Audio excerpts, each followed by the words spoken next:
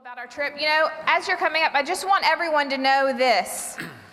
Our trip to Thailand was God's doing. It was not our doing. We didn't try to arrange it in any way. We weren't looking for it. We weren't hoping for it. We weren't praying for it, actually. But God brought Thailand to us. I know a lot of you have heard the story. Pastor Jeff's talked about it quite a few times here in church. Just about how we were sitting in a tropical paradise next to a pool and got a text at the very second that Jeff opened his mouth and said, "Lord, what's next?" Don't ever say that. That's right. And so that's kind of how it happened. Sometimes God brings things to our path right in front of us that we're not ready for, things that we're not expecting. But when he does, you have to be alert and you have to be ready.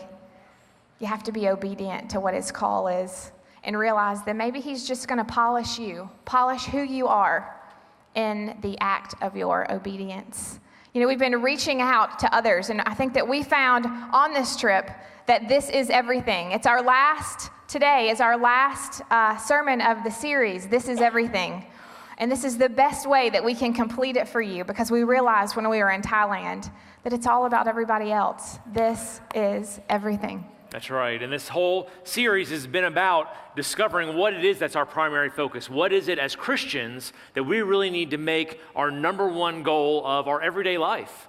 And we've been reading a lot in John in 13, 14, 15, when Jesus talks about in John 14, he says, listen, if you love me, do what I'm asking you to do. And then he says in 13 and 15, so he kind of parentheses it with this idea that he says, I give you a new command I give to you. He says, love one another as I have loved you. Or he says, love your neighbor as yourself. There's this idea that Jesus is replacing in his new covenant world all of the laws, all of the rules, all of the Old Testament principles with this one new command. Because he says that as we love other people, as we love those that God has put into our influence, that's the best expression of our actual love for God. Our love for other people is that overflow. We love other people out of obedience to his call on our lives, and in being obedient to that call, we actually love him.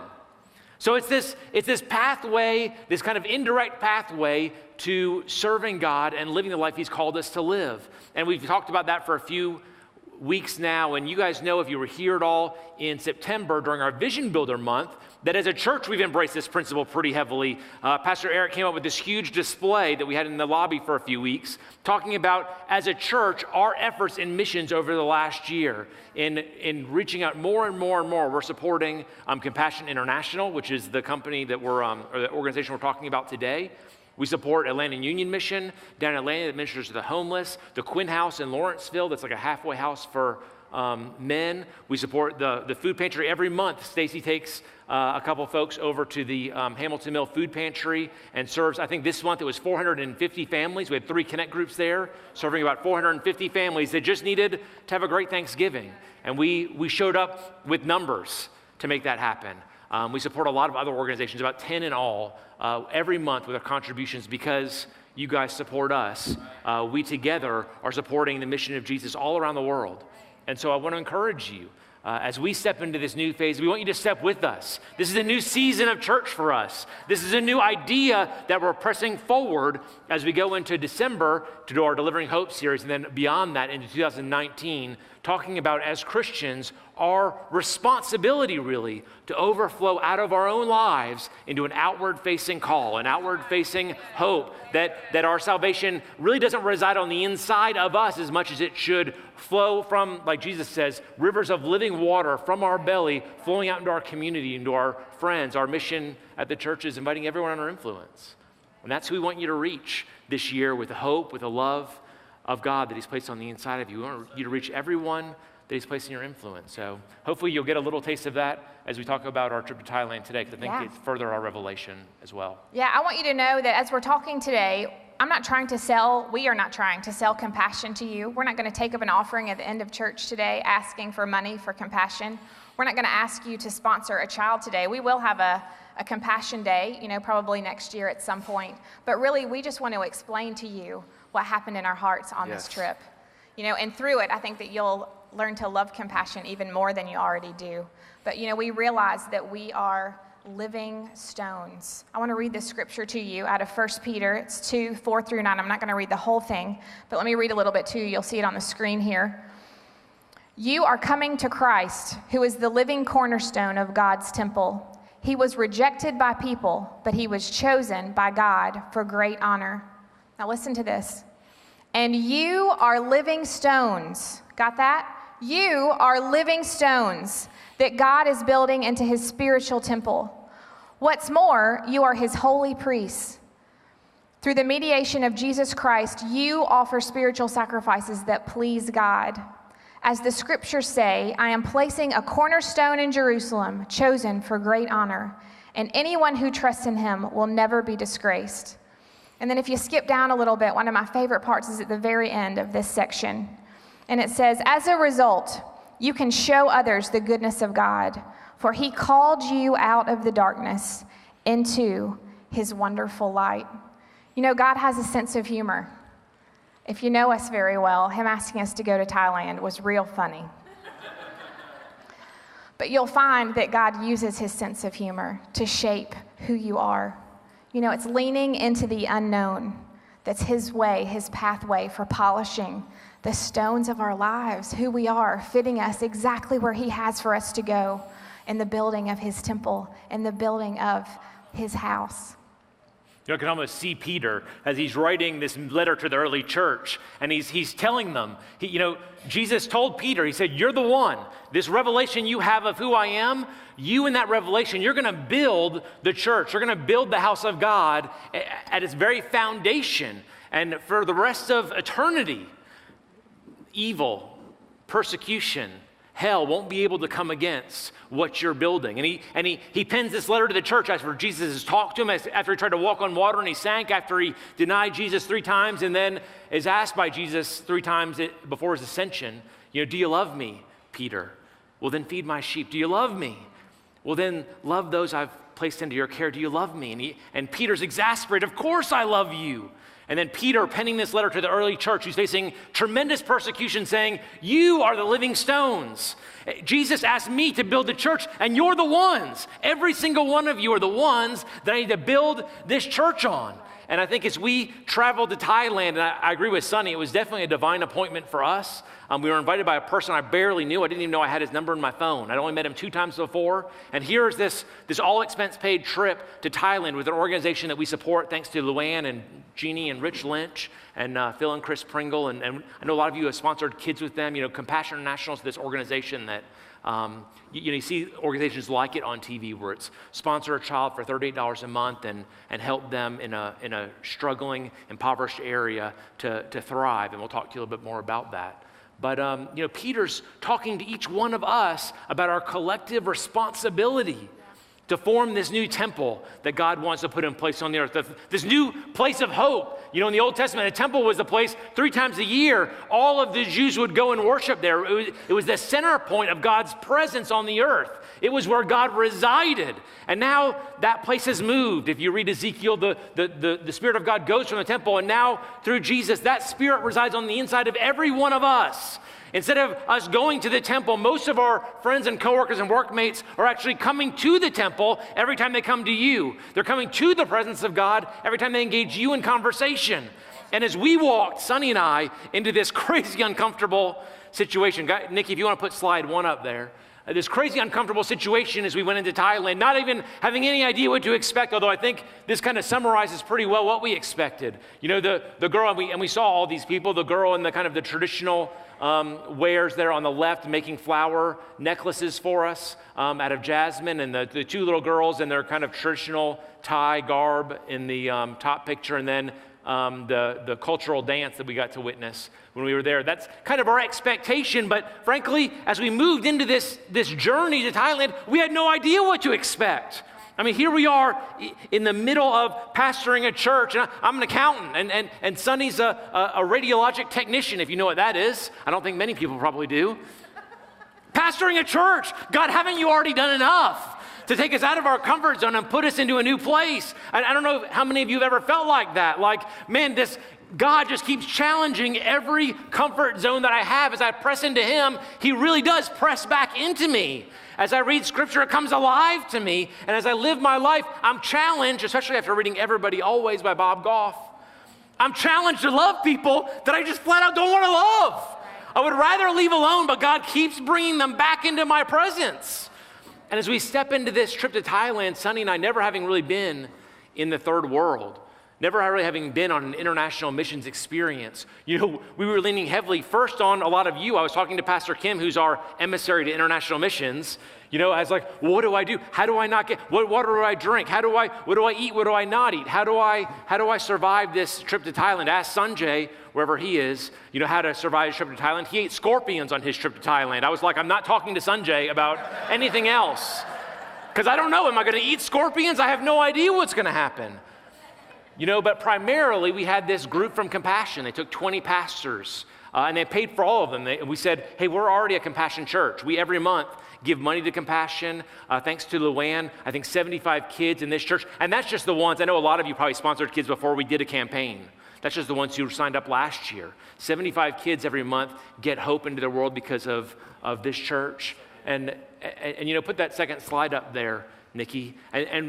And they gathered this team together of pastors, and we said, well, why do you want to send us to Thailand? I mean, half wanting to get out of it and half just trying to be people of integrity. We're already supporting you, so you don't need to pay for us to go. Like, we're in already. And they said, no, you need to see what's going on in this place, because we think after you see what we're doing, we're going to win your heart forever. And they said, we want you to love what we're doing, and we're so thankful that you already support us, but this is going to ingrain you into the work that we're doing. We so believe in it. We just believe if you'll see what's happening in our organization, that you'll never turn away again. So this second slide, Nikki, if you'll put that up there, you can see our team there at the top. Sonny, are we in there? Yeah, we're kind of close to the middle there. My flat iron blew up, so do not judge me about my big hair. And then at the bottom, that's our team in the back 2 rows. And in the front 2 rows is a group of moms and children. Compassion International usually sponsor a child, but you can't sponsor a child, I think, until they're 2 or 3. And so they had this kind of overflow campaign, which is part of what you guys support. They have these hope centers where local churches, they allow mothers who are pregnant or are new mothers to receive support and care. And they teach them how to be good mothers, because these moms have no idea what to do. The infant mortality rate is much higher than it is in the U.S. because they literally just have no idea how to care for these kids. And so these compassion reps go into their homes and help them to learn more about what to do and how to help moms. And that's part of what you guys are doing as an organization. When we give over and above your individual gifts, as a church, we give to the organization, not just to sponsor children, but for their other programs. You guys support those things. And go to slide 3, Nikki. And so you'll see in here, we had these Thai, the girl in the top left there, she was our one of our Thai instructors, and the guy there that's interpreting for me as I preached on Sunday, he's one of our guys. A lot of these instructors that took us through, this is crazy, they were actually Compassion children. So they grew up in the Compassion Projects, and they come out of that, and they go to university, and they have programs where you can sponsor them all the way through university to about the age of 22. They come out, and then they give back by working for Compassion in these areas. And it's tremendous to hear their stories about how they came out of those situations, and now they're really in the mainstream of Thailand, which is very much a mainstream of Thailand. I'll show you in the last slide.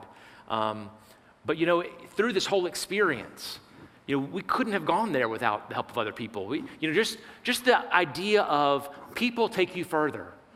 Sarah's constant mantra of, you're created for connection. I think that's so true, because we couldn't have gone and done what we did without our connection to other people. First to the guys who invited us, and then to all of these volunteers and staff members with Compassion that took us into Thailand. Took us into a place that we didn't feel comfortable going, and we never would have gone on our own, but through our connections to other people, we were taken further than we ever could have gone on our own. And let me tell you something, there was a moment, I think, we had a Zoom call with the leaders of the trip, and they're telling us about all the things that we're going to experience. Like 2 weeks before we left. So not a lot of time. And it was crazy. They're like, you need to take Pepto-Bismol before every meal so that you can join us for every day of the trip. Otherwise, you will be so sick by the last day that you won't be able to come with us anymore. Like, we're trying to psych ourselves up. This is going to be great. God's going to be there. They're like, you're going to get sick. Oh, good. What else did they say? That's right. And they said, take the chewable kind. So, it has to foam up in your mouth. I'm like, I want to take the pill that I don't have to taste. Don't give me the chewable kind.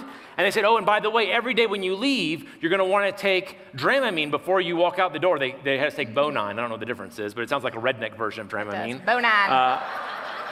Take Bonine every day before you leave because the mountains we're going to travel into, even though they're paved, are pretty windy roads. I mean, it was kind of like the North Georgia mountains if you compressed the turns a lot. And a couple guys said, oh, it's okay, I don't get travel sickness. And those were the guys that were throwing up outside the van every hour. Bonine is a gift from the Lord. Bonine is a gift. It is. Sonny and I are rule followers, so we didn't get sick because we did exactly what they told us to do. That's right. Half out of fear, half out of, just integrity. Yes. But it's true, and I want you to hear this. As Sonny's talking about us being living stones, I want you to hear that these people polished us. We had this area of our lives that we kind of had closed off to the presence of God, this idea that international missions wasn't for us. And I don't know that we ever got comfortable with international missions, but God began to polish our expectation and polish our experience because we got around all these other people. They helped us to go into an experience that would take us into the presence of God. Yeah, it started with that Zoom call, and I'm just a little bit nervous, right? I'm on the Zoom call. I've got my makeup just right. I've got I've got my easy makeup that I wear during the week, and on the weekends I do my big makeup so that I look a little more presentable. I had my big earrings in. I really paid attention to how I dressed that day because I'm about to see all of these people for the first time. Who cares what people think of you? I do. So I'm on the Zoom call, and everyone on the Zoom call looks like this. So Jeff and I are like, yeah, that sounds great. That's Bonine. Okay, yeah. So Pepto, excited. so good. So we're on the call, and I'm looking at, on a Zoom call, you can see all of these people that are on the call with you. There's just a little thumbprint of them. And I'm looking at them thinking, I don't have one thing in common with these people. What in the world am I going to do? Which it doesn't matter because God's in control, but I'm human, right? I'm having all of these human thoughts. I didn't want to go to Thailand in the first place, and now I'm going with all these people that I don't know from Adam, and they don't have on big earrings and lots of makeup, and they're not smiling, and how are we ever going to get along? And what if they think that I'm too prissy, and they're going to hate me, and all those thoughts that women have. I was having. And I thought, I don't need more people. I've got all of you. I don't need more people, Lord. Can we just go by ourselves? But I want to tell you this. When I got there and met those people, over a few hours, it took a little bit, but man, God sent the best people. Yes. The best people. I'm going to get emotional. Wasn't ready for that. The best people to go through this and experience this with us. It got to the point where I couldn't wait till we had to meet up with them in the lobby or meet up with them at night for dinner because I wanted to be around them. I wanted to hear more about their lives and what they were doing. I wanted to hear more about them going, if we have to eat curry one more time, because I was feeling the same way. I wanted to be near them. I wanted to be with them. I wanted to get to know them better. I wanted to, back to Dead Poets. I wanted to suck the marrow out of life at that moment. Because I wanted to get every second of who they were because I knew that this was a limited time. And I went from a Zoom call going, do I really need to get to know all these people, to realizing that God had placed these people in our lives. And we experienced something in God together with these people that will tie our hearts together forever. When I get to heaven, I'm going to see them there and I'm going to go, oh, I remember. We have that heart tie because God took us through something so uncomfortable. God grew us together in a place. God brings people around us, not just on trips to Thailand, even right here, right now. God brings people around us because remember, we're living stones. He brings people around us to polish us, to shine us up. Those people that you can't stand being around because they're just a little prickly? They're polishing you. They're polishing you so that you fit exactly where you're supposed to fit. And these people that God brought in our lives, they polished me over 9 days' time. They made me better. They made me more of who God wants me to be.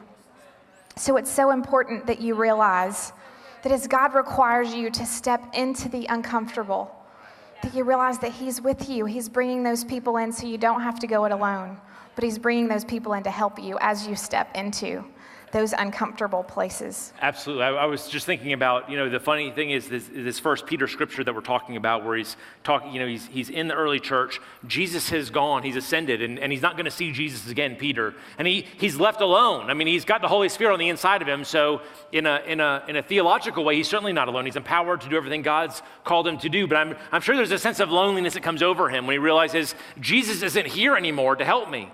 And so he writes this letter in the middle of persecution of the early church saying, you guys are living stones too. Like, you guys are part of this temple. And one of the funniest things that happened to us on the trip was we boarded this Korean Air flight, which Korean Air is very clean, but very orderly. You ask for 2 waters, and they don't give you, you get 1 water. Could I have an extra? There's no extra. They're very kind, but they're very rule-oriented. Yes. And so as a result, our leader of our trip actually missed his flight. So here we are on our compassion trip on Korean Air. They closed the door. He's still in the lobby of the gate area, and he can't come with us. Right? No, you don't understand. He's taking us to Thailand, and he's not on the plane. Like, oh my goodness, I'm so sorry they're not on the plane. Oh my goodness. Never made any effort to get him on the plane. They were just awesome at hospitality. They were so empathetic. They were like, we're not breaking the rules for you, but we feel so sorry for you. I'm so sorry. And I can just imagine how Peter felt. He's like, I've got this huge role in front of me, and I don't know what to do. I need all of you to come along with me. As our leader, and he didn't make the flight. He didn't show up for 48 more hours. As he didn't make the flight, the assistant leader suddenly got promoted. And he's like, I've never been to Thailand before, but this is going to be awesome. And he never met our guide, he'd never met any of our people, but he was like, hey, we're gonna move forward in this thing. And as a church, that's what we want to be for all of you.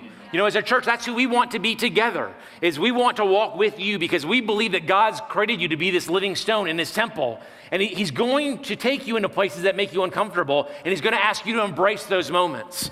And I know how it is. If you live the life that God's calling you to live, you're gonna live a life that takes you to the edge of your comfort zone all of the time.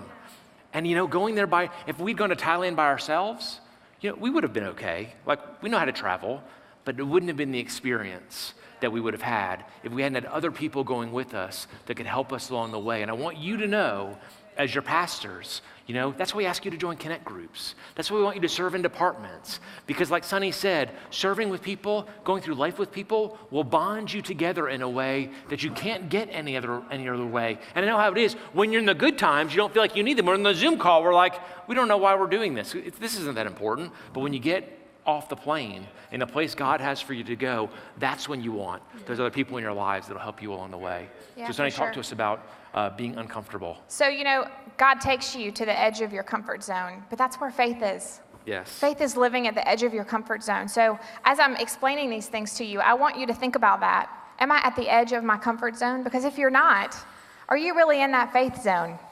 Because I thought I was.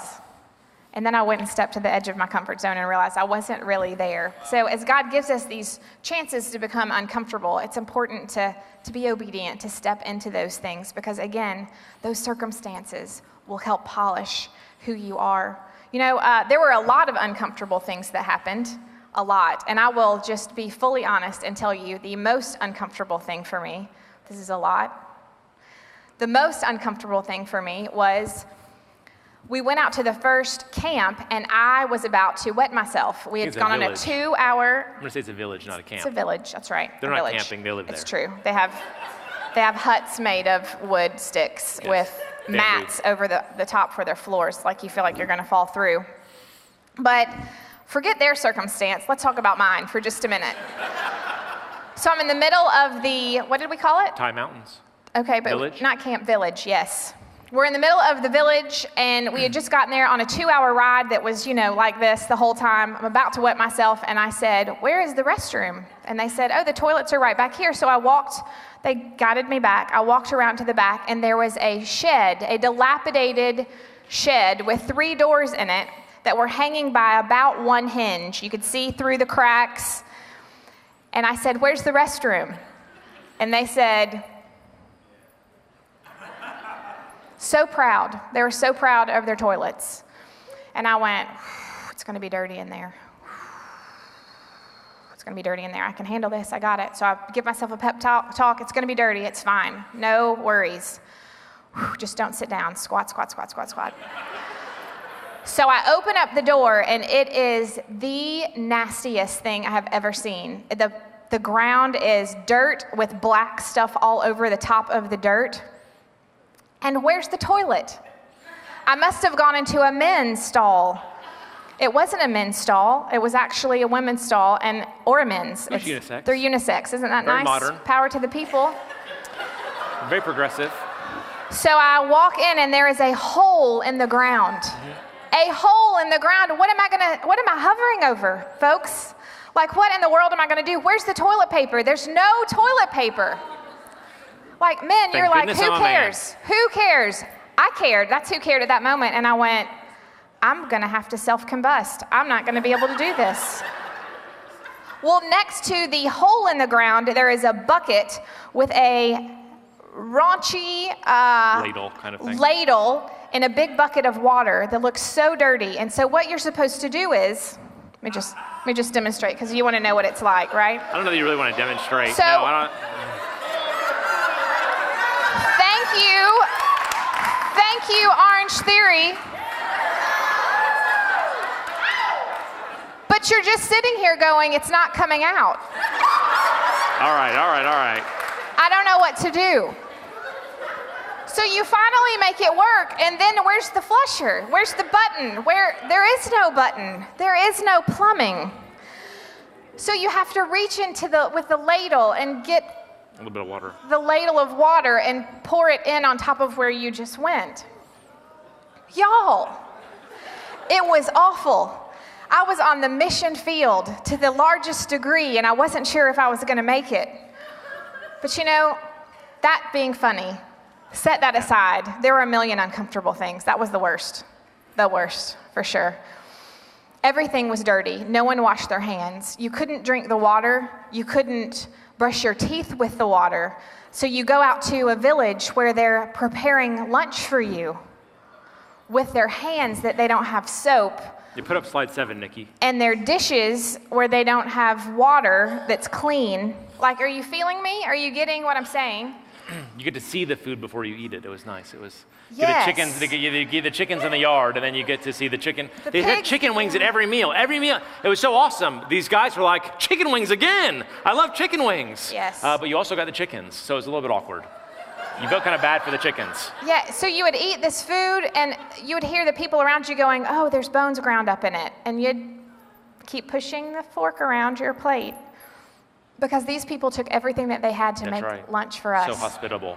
They were the most welcoming, most kind people. And I'll tell you this much. Again, funny aside, uncomfortable is uncomfortable.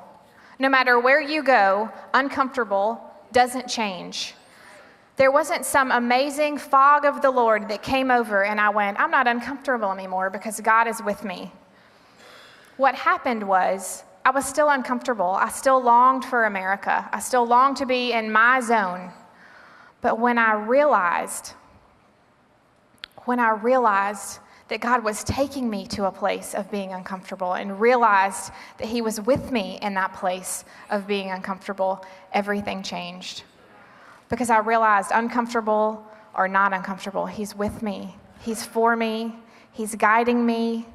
He's polishing who I am through this experience. So know this, church. Even if it's not as extreme as going to Thailand, when God calls you into a place of uncomfortable, it's uncomfortable. But man, He's right with you, and He's always speaking. He's always showing you something. He wants to open your eyes and show you something different than you've ever seen before. You know, courage is not the absence of fear, but it's moving forward anyway. How often do you get the chance to be uncomfortable? I would really encourage you to step into it. God took the disciples and, when He went to see Peter, Peter was a fisherman. He took Peter from being a fisherman to a fisher of man. That wasn't a comfortable process, but how happy was he in the end? God is with you in the uncomfortable. So make sure that you step into that any chance that you get when that's presented to you. Can I talk for a second? Yeah. Is that okay? Yeah. I think, Nikki, we'll put up slide number 4, just to give you a context of what kind of atmosphere we're in. These villages were kind of up in the mountains, and they were very remote. It was kind of a juxtaposition, because you go in these villages, and Nikki, put up slide 5 there, and you can see we went into this lady's home, and that's her home on the left there. You can see right through her walls. Her floor is basically bamboo floor joists with just thatch laid over the top. So you literally, if you spill your tea, it just goes right through the floor to the ground. I mean, there's no real protection from the elements. And she lives in this place. You can see on the back behind her is a bunch of blankets that are probably, I'm guessing, from Goodwill or something, because they were all random, like Dora the Explorer and random blankets. That was all of the bedding that they had. And so you're going to this place where really you can't imagine living in that way. And then the girl behind her, the neighbor, pulls out her Samsung Galaxy 5 and is taking pictures. I was like, where does she charge her Galaxy 5? He said, I don't know. But they have this technology meets old school. And then you meet these children, like the girl on the top that's eating one of the popsicles that we brought. Just living in conditions that you just can't imagine. The girl at the bottom, Sunny, was taking her picture, and she said, smile, and the girl goes. Beautiful people in a circumstance that we just can't understand. And how often does that relate to not the people in Thailand, but to the people that you work with?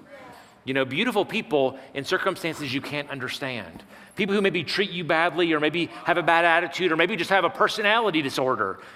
Sometimes they grew up in circumstances that were different than yours. And you have to take yourself out of understanding who you are and put yourself outside of yourself into understanding who they are. Instead of thinking, how can they please me? You need to turn the table on your relationships and think, as I go into my office, as I go to my neighbor who maybe is different than me, how do I go and reach out to them?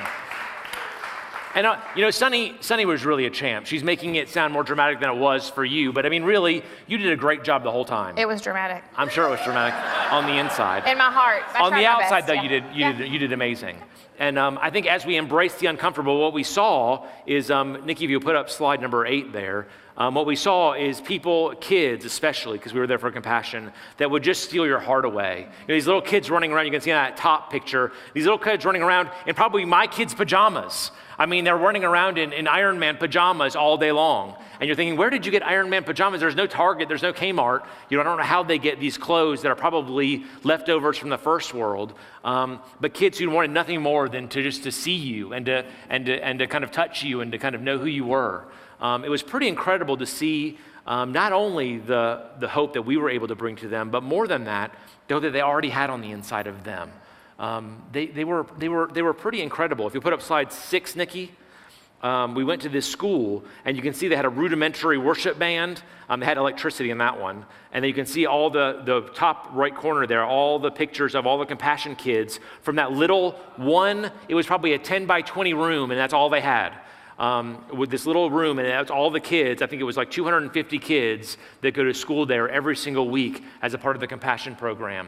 And one of the cool things compassion does, and I love this, they don't go in and say, we're an international aid organization here to help your children. They go in through the local church, and they fund the local church to fund the children. So the children don't grow up thinking, I'm a compassion child. The children grow up thinking, I'm a part of Chiang Mai First UMC. Yes. And the church has helped me so much in my efforts to grow up, because compassion understands they don't want the children to grow up thinking that they need an international aid organization. They want the kids understanding the local church is there as their hope. The local church is there as their light. That was very, very cool. Yeah, it was super cool. And that local church, honestly, is you. I mean, you guys are giving every month to help fund what they're doing in these local churches. And so because of you, these kids are growing up with an unbelievable hope from, one of the villages we went in, the pastor introduced himself, the one I preached at. The pastor did a little introduction. He said, my name is, I can't remember his name. It was something I couldn't pronounce. No way. And he said, I am the pastor here, and I have only one wife. Because in this village, the way they're culturally, now this is a village that didn't speak Thai. It was like an Indian Thai village, kind of. Hmong, yeah. And he said, our culture is, or the Thai interpreter explained to us, their culture is that when the boys turn 13, they get the men together and they go and kidnap a girl from another family to bring to him as his wife. They don't court, they don't get married in the way you and I get married. They just go steal a girl from another house to bring home. And often they'll have 3 or 4 wives, but their culture is so dramatically different than ours that he introduced himself as the pastor and I only have one wife, because his Christian heritage made that so significant in his world. And he said, one of the main things we're doing is trying to teach these kids and teach these adults that you don't go steal a wife from another family. And they said the Thai authorities won't do anything about it because it's so ingrained in their culture. They say, you broke the law. And they say, I didn't do anything wrong. This is how it's always been for hundreds of years in our society. When your son comes of age, you go steal a wife for him. And it's just such a different world. But then you see this church sitting in the middle on the side of the mountain, bringing hope into these people's lives. It really was tremendous. We drove 2 hours, and you are out in the middle of the jungle pretty much, but there's paved roads. And we drove up a mountain, like Jeff said, for a long time, probably 40 minutes to get up to the top of this mountain. And at the top of the mountain, when you get there, you see this church, number Slide 9. Yeah, slide 9, Nikki. You see this church sitting up on the hill. It was the most Western thing we had seen since we had been there. We're in the middle of nowhere, and there's this building sitting there. People that know who Jesus is. It's a Buddhist nation. And 99% Buddhist. Not only do they follow Buddha, but they also worship their ancestors. Not like think, Grandpa's looking at me, like, I worship you, Grandpa. Grandpa gives me what I need. They really worship their ancestors. And so in the middle of all of that, like a city on a hill. That's right. There's the church. And we pull in. Here I go again. We pull in and, you have to embrace the unfamiliar. And when we go in, they take their shoes off before they go into the church. Well, again, I'm grossed out. I'm thinking who all's feet are in here, and no one has on shoes except me. So now I'm stepping on all these gross places, and just being honest, telling you who I am. You had to take off your shoes to go in. I had to take off my shoes and step where they were stepping with my bare feet. And, it was unfamiliar and it wasn't comfortable. And I stepped in and went and sat in my seat in the church. There's probably 50 people there. And we started singing. And they're singing. With the love of the Lord. They're singing all of these songs that I heard 15 years ago. And they're singing them with all their hearts. And they got to sing How Great Thou Art. And it sounds so bad. Like the people that are leading the worship, horrible. Like they're tone deaf, but their eyes are closed. Super passionate. Their eyes are closed and they're worshiping with everything they have. And it was in that moment. And there's one Pentecostal guy, he's just like. Yes. It was in that moment of embracing the unfamiliar that I felt the presence of God. Yes, very good. And hearing them sing with their voices so out of tune. They finished, and the interpreter got up and he said, we're about to have our speaker come up, which was Jeff. And someone yelled out from the congregation, wait, we want to hear what it sounds like when they sing it. Thankfully, we had tons of Baptist pastors with us. So a city on a hill in the middle of a Buddhist nation wanted to know, what does it look like when you do it? What does it sound like when other people do what we're doing? What's it like when God touches you? We want to see it. We want to be a part of it. So we sang, we sang, and I don't know that we sounded much better, but we sang and the presence of God fell. There was no more curry. There was no uncleanliness. It was a moment where my eyes were opened to who God is and what God's doing. Yes, and the potential of these people in the middle of nowhere, proclaiming the gospel so that all those around can hear it. At one point, I looked out the back doors, and there's all of these people from the tribe, and they're looking in, they're creeping through their windows, what's happening in that place. As we embrace the unfamiliar, we start to see who's around us. Church, who is around you? Who's around you at work right now? Who's around you living near your home? They're watching you. Do you know what they're feeling? Do you know what they're experiencing? Do you know what they're going through? Have they lost their job? Are they in a fight with their spouse? Did they just lose their parents? What do people need around you? As you embrace the unfamiliar, you begin to see who's around you. What do they need? And more than that, you begin to see that they're watching you. They're watching you. They want to be like you. They want to be who you are. They want to have what you have. They want to have that relationship with Jesus that you have. And even though they may not know it at that moment, they're so attracted to him on the inside of you. Who's around you? Are you watching who's around you? Let God open your eyes.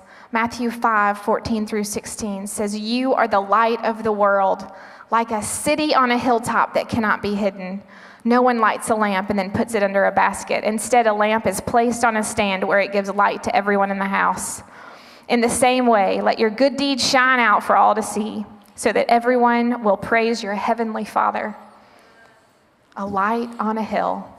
That's right. In the middle of Thailand. I want you to know, church, that you yourself are just like that little church in the middle of nowhere in your own circumstance. That's right. A light on a hill, a city that can't be hidden. You know, as we wrap up, I just want to tell you, the most amazing thing to me about the church or the Compassion people in Thailand is that they're in this 99% Buddhist country with 1% Christian. I have to tell you, the Starbucks still has Christmas decorations out, which was awesome. I did find one Starbucks while I was there. They have a different perspective than I would have.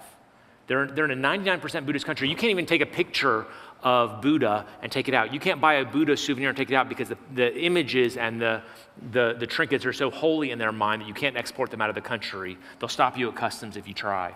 But in talking to them at the Compassion headquarters where we went the very last day, the girl, she was a Compassion child and she'd grown up in this, and her life had been changed, and she was active in these villages all around.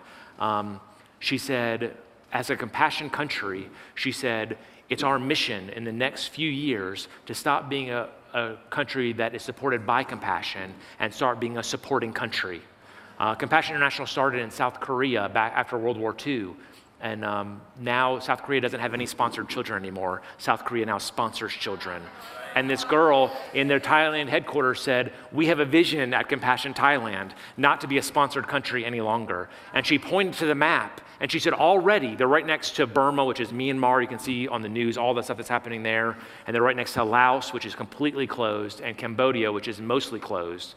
And she showed us on the map how they're already doing cross-border compassion projects with mirror churches. She said, because the people in Myanmar, they don't think I'm from there and you're from Thailand. It's just, the border is just porous. The borders are just kind of a line in the sand that no one can see. So they constantly are crossing back and forth. So they're already sending people into these other countries to begin this mission work because they go, it's not us that needs it anymore. We're okay. Now we need to have a mentality that thinks beyond ourselves to the rest of the world. And so our encouragement to you today, church, is just that. You know, as we read the New Testament, we see the same thing. We see Peter not satisfied with the fact that he's walking with Jesus, going, Jesus, let me walk on the water with you. Let me step outside of my circumstances, get outside of this boat and get on the water. We see Mary not running with the rest of the disciples, but standing at the cross going, Jesus, I'll stay with you in this uncomfortable place, in this place of incredible offense until the very end, and watch you and stay with you as you pay for all of my sins. And then running to the tomb the next day to prepare his body and seeing the miracle. You know, I want to encourage you that as you sit in your Christianity, your faith becomes stale. But if you'll step out of your everyday circumstances and just take small steps of faith into the world around you. Don't take small steps of faith into your own world, like you're introverted, thinking, how can God bless me again? We have to, in our maturity as Christians, stop thinking about God blessing me. And not only start thinking, but start praying and start acting towards others in our influence. You know, Jesus says in John 14, he says, if you love me, do as I command. And he says this, and this is important for our church. He says, if you love me, do as I command, and then I'll send the Holy Spirit. You know, and we want the Spirit to move in our lives, but yet if we don't step outside and do what he commands, it's an and statement. It's you go out and step beyond to love other people, and then I will send the helper. Remember, he's not the initiator. He's the helper that comes alongside of you as you do the will of God to help you. You know, I spoke last week on sowing and reaping.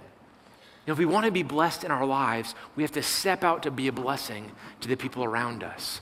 As we step out to go to work every day, to lead our families every day, to have friendships in our neighborhood every day. I know I've said it the past couple times, it starts simple, and Sonny will talk about that in just a second as we have to wrap up.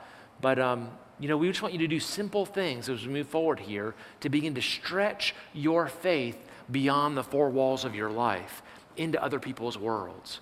I was moved by the reality that these people who are living far below our economic level, far below our ability technologically, far below our ability in transportation and communication, they're already thinking outside of themselves towards other people. And I think they're thinking that way because they know the reality.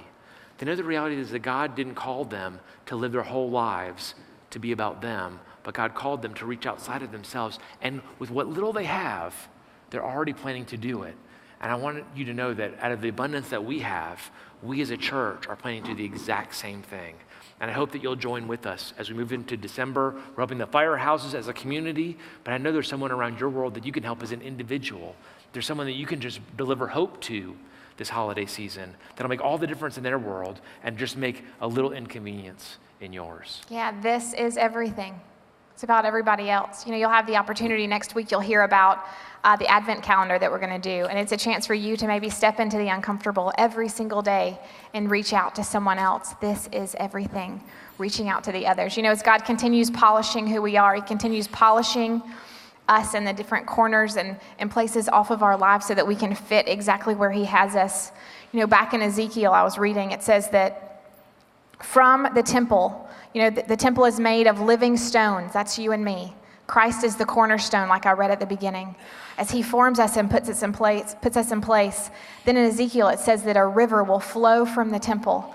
And a river flows, it was going to flow from where it was to the Dead Sea. And it said that river would make things dead come to life. It would bring life where there was only death.